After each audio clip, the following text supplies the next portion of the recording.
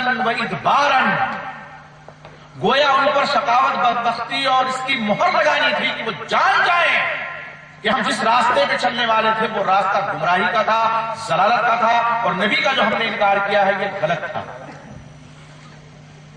اور اس وقت تک کے لیے ان کو اللہ رب العزت نے وہ قوت تھی۔ اب اگر یہ دلیل بن سکتی ہے تو دلیل تو پورے طور پہ لینا چاہیے نا۔ تو معلوم یہ ہوا کہ جو سب سے بڑا دشمن ہو اسلام کا وہ سن سکتا ہے نعوذ باللہ۔ وہ بزرگ تھے گڑھے میں، کنویں میں جن کی لاشیں دیکھی گئی تھی قلیب بدر میں، کیا وہ بزرگ تھے؟ تو نک بطن اخبار ہم کو سنائے گئے۔ ایک بات۔ دوسری بات یہ ہے کہ اسی میں سوال ہے، اگر مردے قبر میں سنتے نہیں ہیں تو جب عوام الناس ان کے پاس سے گزرتے ہیں سلام کیوں؟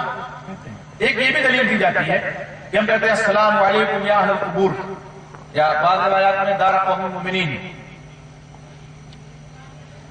سب سے پہلے یہ سمجھنے کی ضرورت ہے کہ یہاں سلام کیسا ہے۔ ایک سلام تحیہ ہے جو ہم ملاقات کے وقت سلام کرتے ہیں، اور ایک سلام دعا ہے، یہ دعائیہ ہے۔ ہم مسجد میں گئے، ہمیں حکم مسجد داخلہ میں کیا کہیں گے؟ گھر میں داخلہ میں کیا کہیں گے؟ کوئی نہیں ہے کہ پھر السلام علیکم۔ اب ہمارا گزر جب قبرستان سے ہو رہا ہے تو سلامتی کی دعا ان پر ہم کرتے ہیں، اور ایسا نہیں ہے کہ وہ سن رہے ہیں اس لیے سلامتی کی دعا کر رہے ہیں۔ اللہ رب العزت نے زمین کو خطاب کیا کہ نہیں کیا؟ پہاڑ کو خطاب کیا، قرآن میں مخاطب کیا۔ اب مخاطب کہتے ہیں سننے والوں کو کیا جاتا ہے، تو زمین سنتی ہے، پہاڑ سنتے ہیں۔ معلوم ہوا کہ ہر سننے والے کو خطاب کرنا یہ ضروری نہیں ہے۔ کوئی ضروری نہیں کہ جو سننے والا ہو اسی کو خطاب کیا جائے، غیر سننے والوں کو بھی خطاب کیا جا سکتا ہے۔ چٹیل پہاڑ جو ہیں، ایک سبزہ بھی اٹھ نہیں سکتا، وہ بھی خطاب۔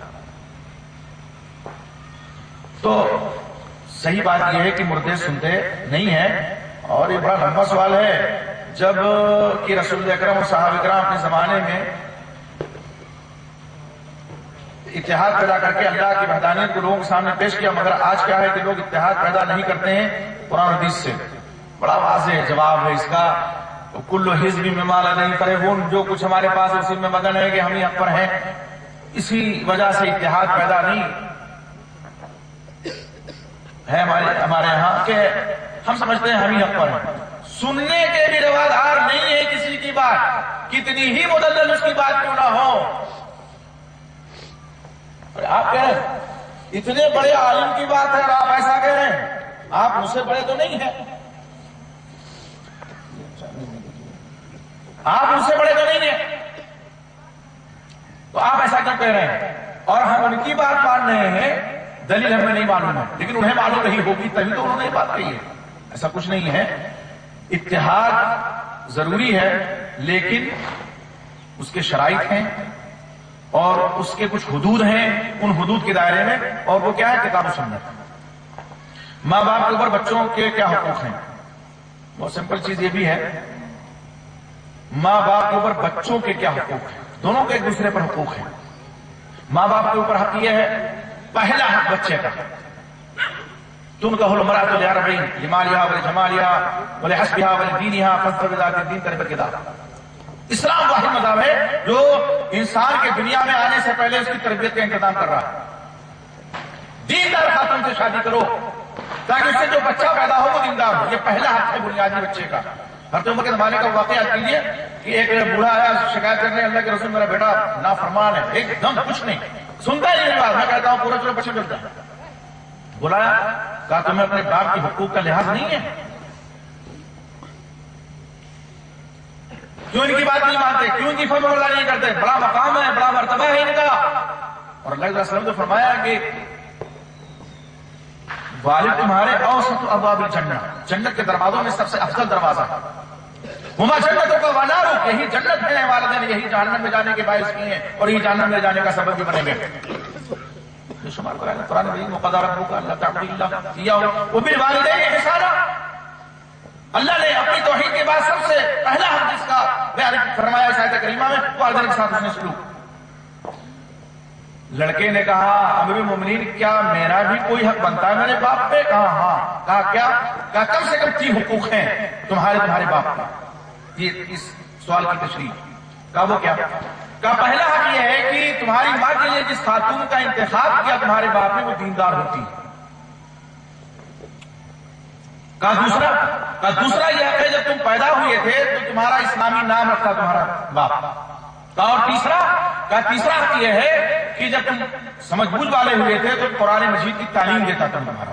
یہ 3 حقوق ہیں. نوجوان نے کہا امیر المومنین میرے ابا کا حضور موجود ہے، ان سے پوچھیے ایک بھی حق میرے اس باپ نے میرا ادا نہیں کیا ہے. میری ماں کے لیے جس عورت کا اس نے انتخاب کیا مدینے کی سب سے بری عورت، مجوسی الونڈی، سب سے بری عورت. اور میں پیدا ہوا تو میرا نام جعل رکھا. جعل عربی میں گبریلا جو ہوتا ہے نا، گوبر کا کیڑا جو گولی بنا کر کے زندگی کو لڑکاتا رہتا ہے، جعل نام رکھا. اور ایک معنی کھٹمل بھی آتا ہے اس کا. کھٹمل نام رکھا تو کاٹے گا زندگی اور چھ ڈالے لیں گے. اور جعل نام رکھا ہے گبریلا تو وہ گندگی ہی پھیلائے گا معاشرے میں. اور میں پیدا ہوا میرے باپ نے قرآن کا ایک حرف مجھے نہیں سکھایا.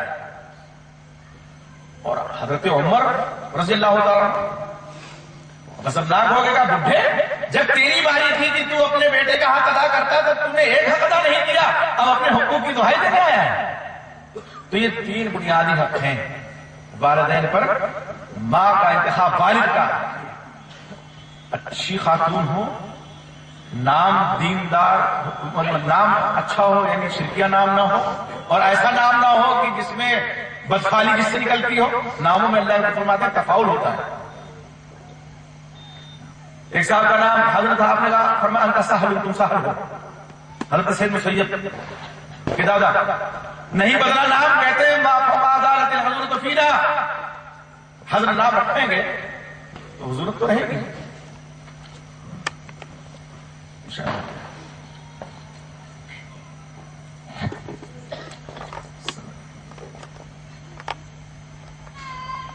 ایک بار میں 3 طلاق دینے سے طلاق ہوتی ہے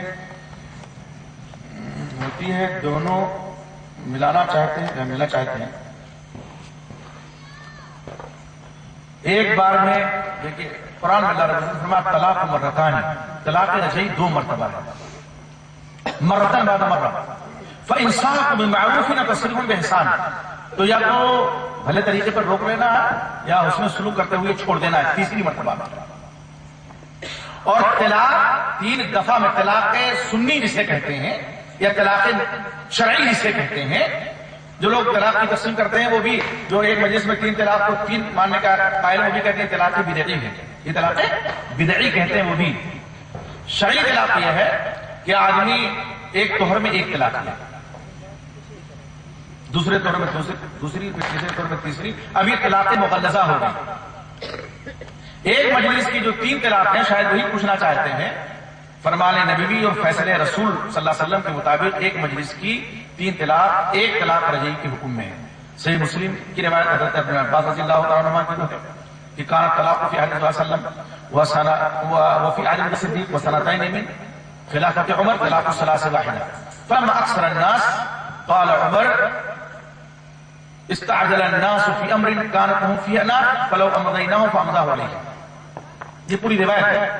اللہ علیہ وسلم کہتے ہیں مسعود میں دور صدیقی میں حضرت عمر فاروق کے ابتدائی 2 سالوں میں ایک مجلس کی 3 طلاقیں 3 تھی.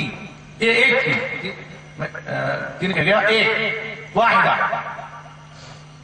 جب لوگ کثرت سے طلاق دینے لگے تو حضرت عمر نے فرمایا ایک وہ معاملہ جس میں مہلت تھی اس میں لوگ جلد بازی سے کام لینے لگے تو کیوں نہ ہم اس کو نافذ کر دیں. تو انہوں نے اس کو نافذ کر دیا تینوں کو تعزیری طور پہ، تعزیرن سزا کے طور پر. اور حاکم کا فیصلہ سزا کے طور پر یہاں تھا کہ تاکہ لوگ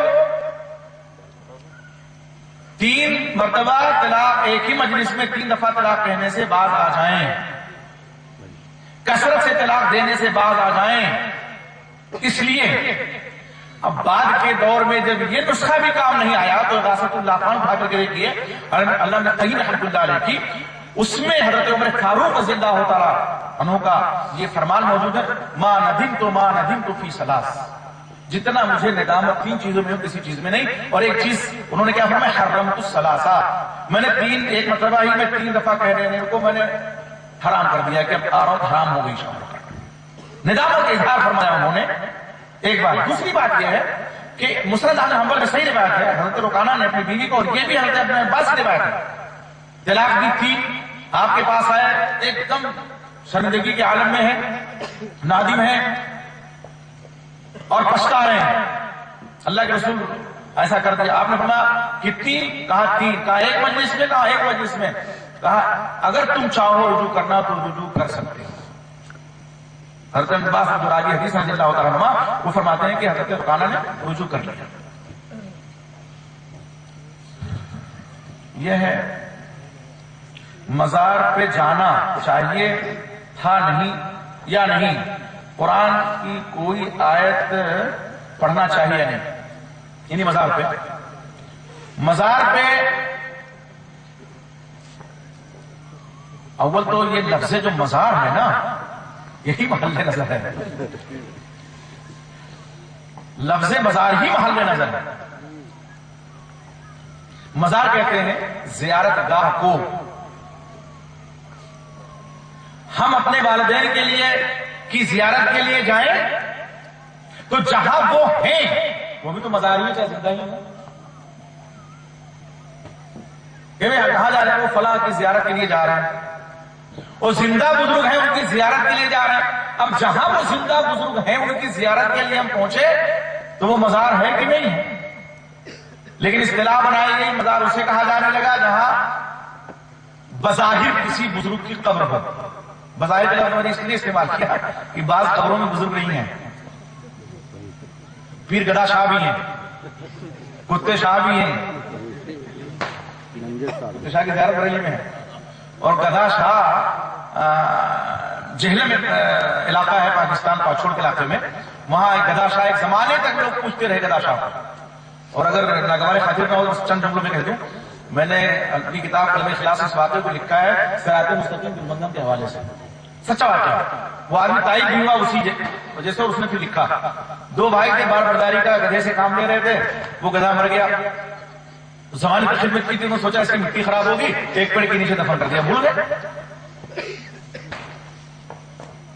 اب اس میں مزار اچھا خاصا بن گیا، وہی دونوں مجاور بن گئے. ایک دن انہوں نے بڑھاپے کے عالم میں جب پہنچے تو ہاتھ جوڑا کے جمعرات کریں، بھیا سنو خواتین و حضرات، یہ کسی بابے کا مزار نہیں ہے، یہ ہمارے گدھے کی قبر ہے. اب لوگ 2 گروپ میں لوگ پڑ گئے. کوئی کہہ رہا ہے یہ سٹھیا گئے ہیں، ضرور بابا کی شان میں گستاخی کی ہوگی انہوں نے.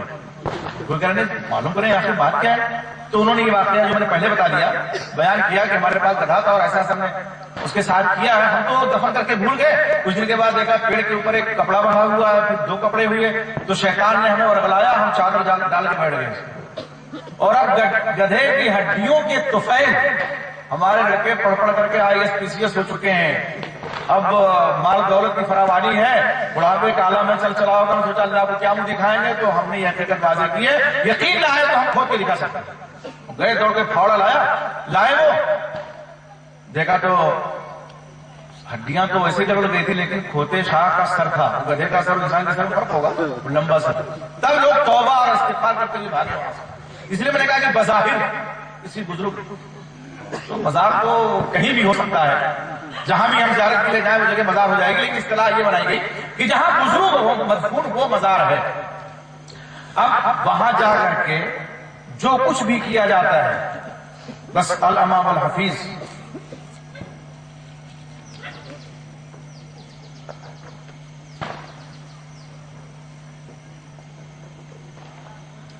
سجدے کیے جاتے ہیں. ہم نے خود اپنی آنکھوں سے دیکھا بریلی میں.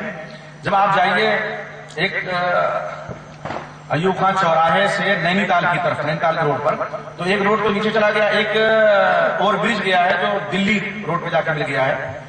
تو اسی کے جسٹ بغل میں ایک دولہ شاہ کا مزار ہے. دولہ شاہ کے مزار سے بس گزرتی ہے. ایک مرتبہ میں گزر رہا تھا تو ایک آدمی کو دیکھا ایسے پیڑ کے پر لمبا لمبا لیٹا ہوا ہے. تو ہمارے بغل میں جو صاحب تھے ہم نے سے پوچھا کہ یہ کیا ہے؟ تو ہمارا یہ دولہا شاہ کا مزار ہے. کسی کی شادی نہیں ہوتی ہے تو یہاں آ کر کے ناک رگڑتا ہے تو اس کی شادی ہو جاتی ہے. کسی پری 3 سال پہ عاشق ہو گیا ناک رگڑتے ہیں دولہا شاہ. اور ان کے بارے میں مشہور یہ ہے کہ ان کی شادی خود نہیں ہوئی تھی. جیسے بالی میاں کی شادی ہر سال کرتے ہیں. سید سالار مسعود غازی رحمۃ اللہ علیہ کو بالی میاں بھی کہتے ہیں لوگ. اور ہر سال ان کی شادی ہوتی ہے. پتہ نہیں کیا ہوتا ہے کہ شادی نہیں ہوتی. ہر سال شادی ہو رہی ہے پوری نہیں ہوئی تو پھر اگلے سال بھی سلسلہ پتہ نہیں کب اللہ نہیں چلتا رہے گا. تو یہ چیز جو ہے کسی طرح سے درست نہیں ہے. ہم جائیں قبرستان میں.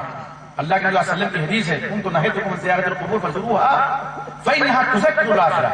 میں نے تمہیں پہلے قبروں کی زیارت سے منع کر دیا تھا کہ قبرستان نہ جاؤ, لیکن اب جاؤ تاکہ اس سے آخرت کی یاد آ جائے. مقصد کیا ہو؟ آخرت کی یاد.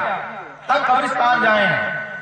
اور کسی خاص بزرگ کی قبر کی طرف شد رحال کر کے جائیں تو یہ منع ہے. اجتماع تھا تو اجتماع نہ لا تشد الرحال الا الى ثلاثه مساجد. آپ صلی اللہ علیہ وسلم نے فرمایا 3 مسجدوں پہ شد رحال کر کے باقاعدہ عزم کر کے آپ جا سکتے ہیں. یہاں پر جا رہے ہیں یعنی مسجد حرام, مسجد نبوی اور مسجد اقصی, بیت المقدس یا بیت المقدس. جی قبرستان کی زیارت کے لیے جانے کی حکمت یہ ہے کہ ہمیں آخرت کی یاد آئے. اور آج کیا ہوتا ہے؟ چراغا, چڑھاوا, نظر و نیاز ساری چیزیں ہوتی ہیں. ساتھ ہی آپ صلی اللہ علیہ وسلم نے فرمایا لعن اللہ زائرات القبور والمتخذین علیہ المساجد والسرج. اللہ کی لعنت ہو قبر کی زیارت کرنے والی عورتوں پر. مردوں کو اجازت ہے لیکن عورتیں نہیں جائیں گی.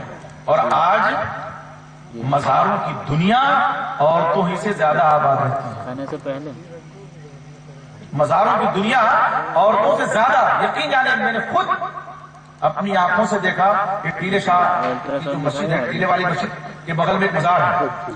ہم جب بریلی میں رہتے تھے بہت عرصہ ہو گیا تو بھول بھلیا دیکھنے کا شوق لوگوں کو ہوتا ہے. روانہ ہو گیا آیا تو اب وہ جا رہے ہیں تو ٹیلے کی مسجد کا مزار ہے. وہاں دیکھا واللہ العظیم نقاب پوش عورت سجدے میں گری ہوئی. اس کو تو ہم نے کچھ نہیں کہا. ہمارے ساتھ جو لوگ تھے ہم نے کہا دیکھیے شاید اس عورت کو کبھی اللہ کے سامنے سجدہ کرنے کی توفیق ہوئی ہو, یہاں سجدہ کرنے نہیں. ایمان مزاروں پر لٹتا ہے. اس لیے بہرحال ایسے جگہوں سے اجتناب کرنا چاہیے.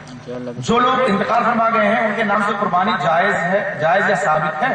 عمر بن شفیق دیکھیے یہ انجیکشن ہے. سب سے پہلے تو سمجھنے کی چیز یہ قربانی زندوں پر ہے. آپ صلی اللہ علیہ وسلم نے فرمایا من وجد صحة ثم لم يصح فلا يقربن مصلانا. جو طاقت رکھنے کی اس کے باوجود قربانی نہ کرے تمہاری جا کے قریب نہ آئے. ایک حدیث میں فرمایا من اراد یصحیہ فلا یاخذ من شعری واصفاری.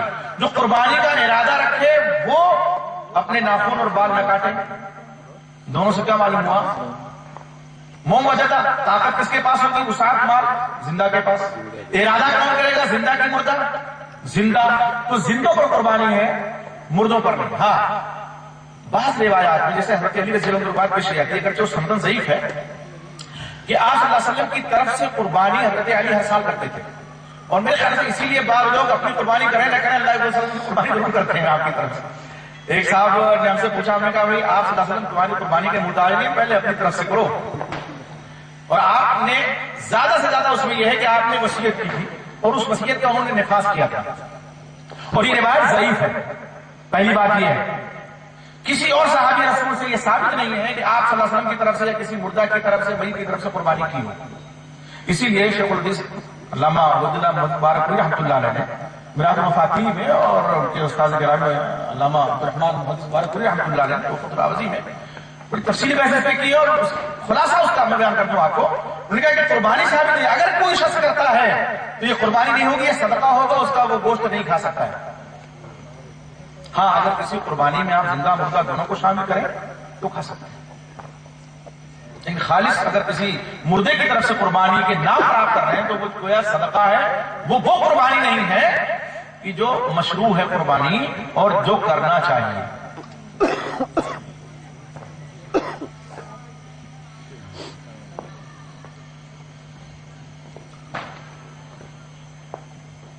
اس میں کچھ اختلافی مسائل کے بارے میں سوال ہے. میں اس کو چھیڑنا تو نہیں چاہتا تھا، لیکن چونکہ یہ کہا گیا ہے کوئی سوال چھوٹے نا، یہ بڑا مسئلہ ہے. اور ہماری ٹرین ہے، اور چاہے وہ چھوٹ جائے، اس کو جانا ہے پنجاب.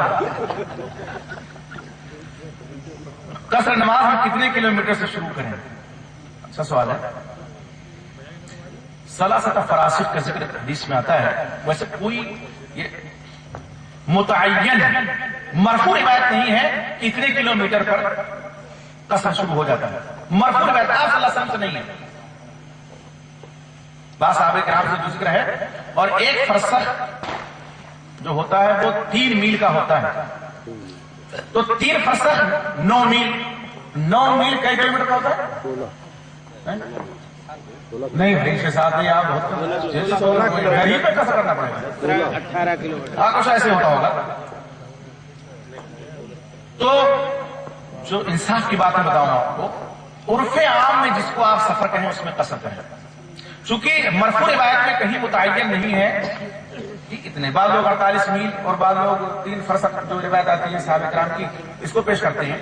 تو زیادہ ہے 48 کے تعلق سے تو کوئی ایسی بات نہیں ہے، لیکن یہ 3 فرسخ صحابہ سے ثابت ہے، تو اس کو آپ ایسا کر لیں. اسی لیے علماء سعودیہ نے 25 کلومیٹر رکھا ہے انہوں نے. اب ان کے یہاں میل کتنے کا ہوتا ہے وہ شاید اسی حساب سے انہوں نے یہ مسافت رکھی ہوگی کہ 25 کلومیٹر سے آگے آپ سفر کریں.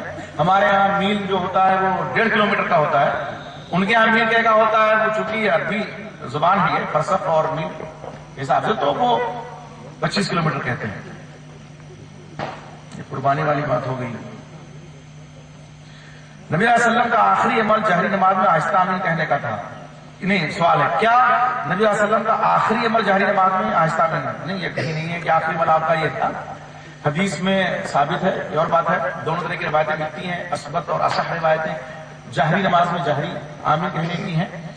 اور بعض لوگ مدہ بہا صوت کی جو یہ تعبیر کر دیتے ہیں کہ کھینچا آپ نے، اس سے جہرن ثابت نہیں ہوتا ہے. قال آمین و مدہ بہا صوت، مدہ بہا صوت. ہم کہتے ہیں اگر آپ نے جہری آمین نہیں کہی ہوتی تو کیسے صحابہ کرام کو معلوم ہوتا ہے کہ آپ نے کھینچا آواز؟ اگر آپ کا چہرے مبارک آگے ہے، صحابہ کرام پیچھے کھڑے ہوئے ہیں، اگر آپ کیسے سمجھیں گے؟ آمین تبھی تو سمجھ پائیں گے. تو مدہ بہا صوت کا بھی مطلب جہری ہی ہے.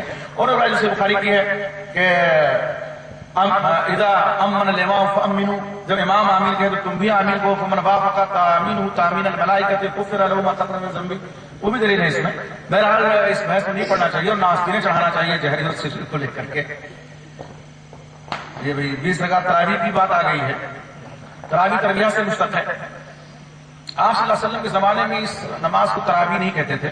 کتب حدیث میں صلاۃ اللیل، صلاۃ التہجد، قیام اللیل کے الفاظ آتے ہیں اور یہ اصطلاح آتی ہے اس نماز کے لیے. تراویح کا لفظ بعد میں یہ اصطلاح ایجاد کی گئی ہے اور تراویح سے مشتق ہے. یہ کہ چونکہ 2 رکعت پڑھ کر کے آدمی بیٹھتا ہے، سلام پھیرتا ہے، تو کہتے ہیں یہ تراویح سے مشتق ہے، اس کا تراویح نام رکھا گیا. نام رکھنے میں جیسا کہ میں نے پہلے بتایا کوئی حرج نہیں ہے، لیکن نماز وہی ہے جو آپ صلی اللہ علیہ وسلم سے کتب حدیث میں ثابت ہے. اور عائشہ صدیقہ رضی اللہ تعالیٰ فرماتی ہیں ایک سوال کے جواب میں، اور رمضان ہی کے تعلق سے صاحب رسول کا سوال تھا، تو فرمایا ما کان یزید فی رمضان ولا فی غیرہ الا 11 رکعۃ. رمضان اور رمضان میں 11 رکعت سے زیادہ آپ نہیں پڑھتے تھے. اور محترم مالک نے حضرت خطاب رضی اللہ عنہ کے بارے میں حضرت صاحب یزید کی جو روایت آتی ہے اور حسن درجے کی ہے، اور اس کے بعد والی جو روایت ہے یزید رومانی جس میں انقطاع ہے، لیکن یہ روایت حسن ہے کہ امر عمر خطاب رضی اللہ تعالیٰ عنہ بین رکعت من الدار یصلی بمسجد مدینہ 11 رکعۃ مع الوتر. حضرت عمر خطاب رضی اللہ عنہ نے تمیم داری کو نکاح حکم دیا کہ مدینے کی مسجدوں میں محفل 11 رکعت پڑھیں. یہ ماں باپ کا حقوق ہو گیا، سلفی بھی ہو گیا، یہ بھی ہو گیا. ہاں جناب، قربانی کے لیے کون کون سے جانور جائز ہیں؟ ہندوستان، پاکستان، بنگلہ دیش وغیرہ میں لوگ بھینس کی قربانی کرتے ہیں، وہ کیسا ہے وضاحت فرمائیں. یہ اختلاف ہے اس میں علماء کا کہ بھینس کی قربانی ہو سکتی ہے کہ نہیں ہو سکتی ہے. جو لوگ کہتے ہیں کہ قربانی نہیں ہو سکتی، وہ جو آیت ہے سورہ حج کی اللہ کا نام ہے جو اللہ نے عطا کیا ہے نام میں سے چوپائے جو جانور پالتو ہیں. اور پالتو جانوروں کی تشریح دوسری آیت میں اللہ رب العزت نے فرمائی ہے میں نے لبریس نہیں 2 اونٹ نر و مادہ, گائے نر و مادہ, اور بھیڑ یا دمبا نر و مادہ, بکرا بکری نر و مادہ, 8 جانور ہیں نر و مادہ ملا کر کے, اپنا 4 جانور ہیں. تو وہ کہتے ہیں چونکہ جن جانوروں کا ذکر ہے قرآن میں قربانی انہی پر ہونی چاہیے. ٹھیک ہے. جو لوگ اس کو توسع دیتے ہیں وہ کہتے ہیں کہ بھینس میں قربانی جائز ہے اس لیے کہ بھینس گائے کے جنس سے. کوئی قطعی دلیل نہیں ہے. جواز کے قائلین کے پاس کوئی بھینس کی قربانی کی قطعی دلیل نہیں ہے, نص نہیں ہے, نہ قرآن سے نہ حدیث سے. کہ پہلی دلیل ان کی یہ ہے کہ بھینس گائے کے جنس سے ہے. تو جو لوگ کہتے ہیں کہ بھینس کی قربانی اس لیے نہیں ہے کہ وہ بہیمۃ الانعام میں نہیں ہے, وہ کہتے ہیں بھینس گائے کے جنس سے کیسے ہو سکتی ہے؟ اس لیے کہ دونوں کے طبائع میں بہت فرق ہے. اور 4 بنیادی فرق تو میں آپ کو بتا دوں. طبائع کے دونوں میں بہت فرق ہے, 4 فرق ہے. ایک تو طبیعت کے فرق, بھینس بغیر پانی کے نہیں رہ سکتی, اور اسی لیے عرب میں جو سنکلاف علاقہ ہے وہاں بھینس نہیں پائی جاتی. ہم اس مسئلے پہ آئیں گے کہ بعض لوگ یہ بھی دے دیتے چونکہ وہاں نہیں, اس لیے نہیں ہے. گائے آپ کھوٹے پہ زندگی بھر اس کو باندھ دیجئے اور چارہ دیتے رہیے, وہ آپ کو دودھ دیتی رہے گی, پانی کا چہرہ نہیں دکھائیے اس کو. بھینس کی طبیعت اور اس میں فرق ہے. ایک بات, دونوں کے گوشت میں فرق ہے, دونوں کے دودھ میں فرق ہے. بھینس کا دودھ گاڑھا ہوتا ہے اور گائے کا دودھ پتلا ہوتا ہے. دونوں کے کلر میں بھی فرق ہے. ایک دو فروق نہیں, کئی فرق ہیں. تو ایک تو بھینس گائے کے جنس سے کیسے ہو سکتی ہے. دوسری بات یہ کہی جاتی ہے مثلا ہم نے آپ سے بھینس کا سودا کیا 50,000 میں, آپ نے مجھ سے کیا مان لیجیے, چلیے ہمارے پاس بھینس اور گائے دونوں ہیں, اور آپ نے کہا 50,000 میں ہم بھینس لیں گے, آئے لینے کے لیے آپ گائے پکڑا کے لے جائیے. آپ جائیں گے لے کر کے؟ عجیب مولانا, بھینس دینے کے لیے کہا تھا, گائے پکڑا رہے. گائے زیادہ 10,000 کی, زیادہ سے زیادہ 10-12,000 کی, اچھی نسل کی گائے 12-13,000 15,000 لے لیں گے. تو گائے کی قیمت 50,000 سے شروع ہوتی ہے آج کل. گائے کا بھینس کی, چونکہ گائے بھینس دونوں ہمارے پاس نہیں ہے, لیکن سنتے ہوتا ہے کہ بھینس کی جو ہے قیمت 50,000 سے شروع ہوتی ہے, 75,000 تک 1 لاکھ تک بھینسیں بکتی ہیں. کتنا فرق ہے. اس لیے جو چیز ثابت ہے, احمد میں جو کہتا ہوں, احمد اس میں ہے کہ ہم وہ جانور کریں کہ جن کا ذکر نص سے ثابت ہے قطعی طور پر. اگر ہمارے پاس نہیں ہے یہ جانور تو گویا ہمارے پاس طاقت وجدہ سعادت کا لفظ ہے, طاقت وسعت پہ تو کریں نہیں ہے. تو ایک دلیل یہ دی جاتی ہے کہ چونکہ عرب میں بھینس نہیں پائی جاتی اس لیے اس کا ذکر نہیں. ہم کہتے ہیں کہ کیا شریعت صرف عربوں کے لیے نازل ہوئی ہے؟ پوری دنیا کے لیے نہ ہے اسلام, اور آخرت تک کے آنے والے انسانوں کے لیے ہے اسلام. اسلام کی ساری تعلیمات.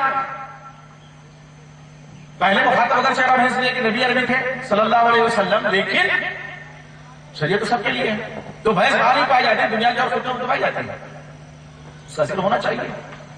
ایک بات اور ہے, اگر آپ دیکھیں تو اصلاً جو ہے بھینس یہ جنگلی جانور ہے. پالنا شروع کیا اس کو لوگوں نے, تب یہ پالتو جانور میں بھینس آ گئی. جیسے اب رواج ہو چلا ہے ہرن پالنے کا, ایک دور آئے گا, اللہ حیات اگر شروع کرے ہم لوگوں کی تو دیکھیں گے صحت و عافیت کے ساتھ انشاءاللہ. ایک دور وہ آئے گا کہ ہرن بھی گھر گھر پلی بندھے جو ہے پلی ہوئی ملیں گی آپ کو, مدی بھی ملیں گے کھوٹے سے. آپ دیکھیے جنگلات میں جائزہ لیجئے تو بھینس آج بھی جنگل میں ملے گی, ریوڑ کی ریوڑ, ہزاروں کی تعداد ہے. اور گائے ہو سکتا ہے کہ بھاگ کر کے کھال کھال آ جائے, مل جائے. بھینس